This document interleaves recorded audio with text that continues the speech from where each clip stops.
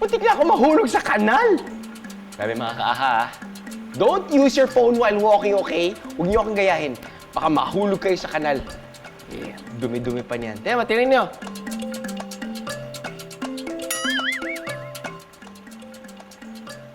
Teka.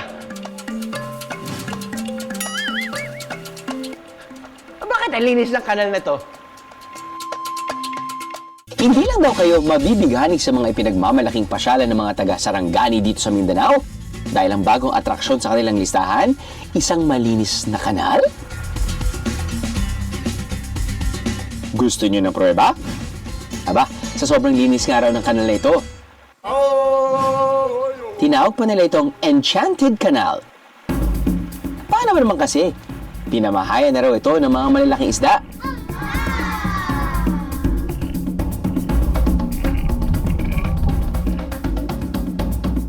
Maabot ng 6 na kilo at 3/4. Marami na pong mga turista ang pumupunta dito. Na-amaze po sila sa ganda ng kanal namin. At para masigurong malinis ang kanal, meron pa itong tagapagbantay. Hindi ito kwentong kababalaghan ha, dahil ang isang residenteng nakatira sa tabi nito, bukal sa loob daw niyang inaalagaan ng kanal. Ako ang nangunguna sa pag-aalaga ng Kiamba Enchanted Canal. Ang goal ko, itong enchanted na kanal na ito, mapasaya ang mga tao. Naging family bonding na nga raw nila Tatay Boy at ng kanyang anak na siguruhing malinis ang Enchanted Canal.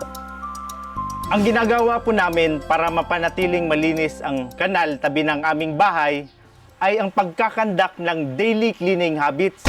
Bukod sa tilapia, meron na rin mga sea bass o apahap, suso, at iba pang aquatic plants na namumuhay dito.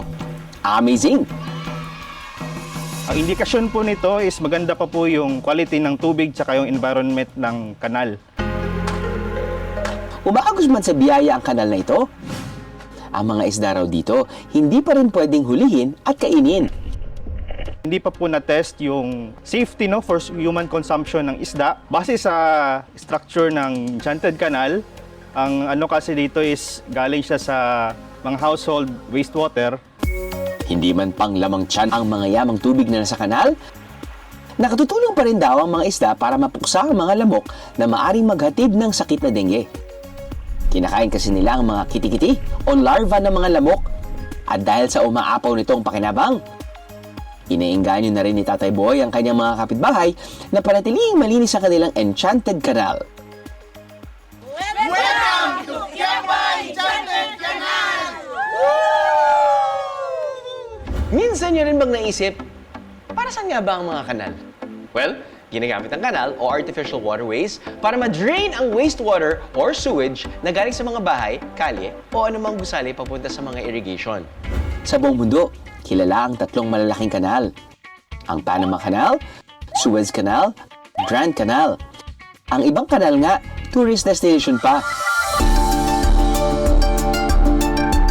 Gaya na lang sa bansang Japan kung saan ang kanilang kanal, perfect spot sa mga gustong magpa-picture sa mga amazing koi fish. Sa Japan. Pero hindi rin daw patatalo ang mga taga-Kasiguran Aurora. Kung saan ibinida ng isang travel vlogger ang kakaibang kanal sa kanilang bayan. Swimming tayo sa kanal. Ang kanyang video, bumahalang naman sa mahigit 8 million views. Ano bang meron sa kanal na yan?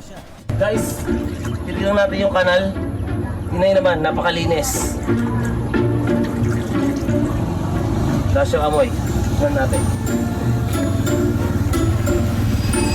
Bakit ko ba ininom? Baka magkadayariya ako nito, iba pang sakit. Sa malayo pa lang, napansin ko na yung mga bata. Pero nagtataka ako, bakit nakalubog sila sa semento, di ba? Then, nung malapit na kami sa kanila, na-amaze ako. Kasi nagsiswimming pala sila dun. Oh ha? Blockbuster yarn?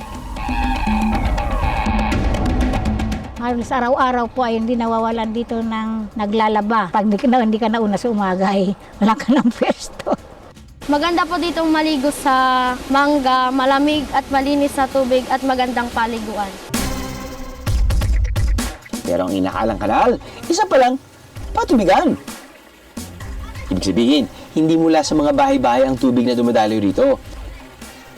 Noong November 2022, ang bayan ng Kasiguran sa Aurora ay ginawaran ng the cleanest and greenest municipality na ibinigay ng Provincial Government of Aurora. Sa ngayon, 86% na ng household sa buong bayan ang sumusunod sa tamang pamamahala ng basura at sinisikap pa po namin itong mas tumaas.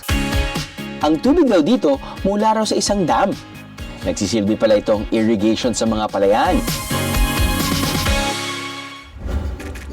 Pero teka, kamusta na kaya ang vlogger na si Pao na tinikman pa ang tubig mula dito?